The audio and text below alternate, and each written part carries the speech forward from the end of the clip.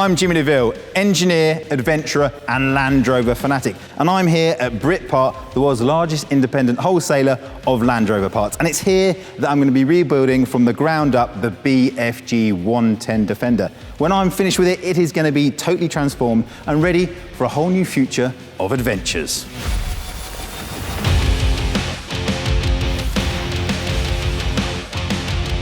This is the BFG Land Rover. And I have to be honest, it is a little bit dated. I mean, it even has a tax disc in the window still. I've been set the challenge of giving this vehicle a whole new lease of life. And that's something I'm really excited about because these vehicles have been with me my whole life.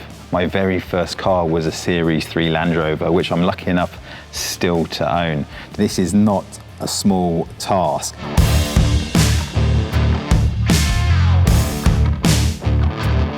Let's take a little look at the BFG Land Rover and talk about some of the things that are going wrong with it and also some of the things that we're going to be changing. Now, the first thing that really stands out is all of this polished stainless steel chrome work. It certainly sets it in a certain time period, which would have been the early noughties. I have to be honest, I think it's absolutely gruesome. But it also has no real purpose. It's all show and no go.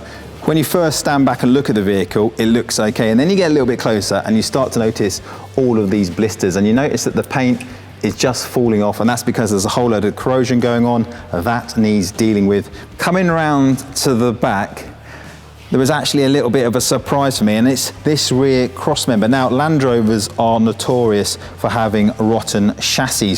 What I'd expect to see here is a load of rust on this rear crossmember. However, it looks as good as the day it left the factory. This has actually all been replaced, and that's because there's a whole load of corrosion and rust gone on with the chassis.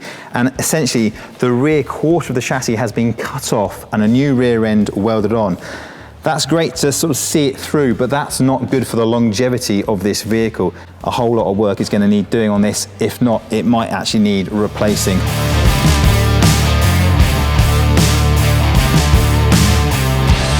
You can tell this is a Land Rover that's had a lot of use. The centre box, old, nasty. The colour scheme is rank. I mean, just to put it into perspective, look at this. This is an old CB radio. If that doesn't set this vehicle in a certain time period, I don't know what will.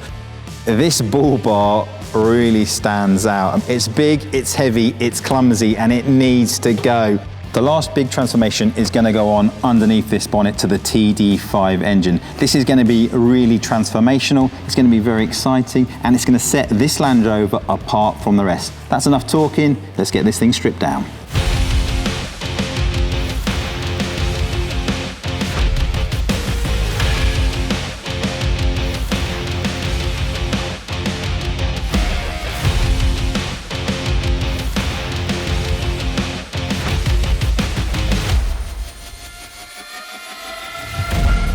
This project requires a complete strip down. Off with that horrible chrome and aggressive bull bar. Away with that tired bodywork. Out with the engine and gearbox before that old chassis can be replaced with a completely new one.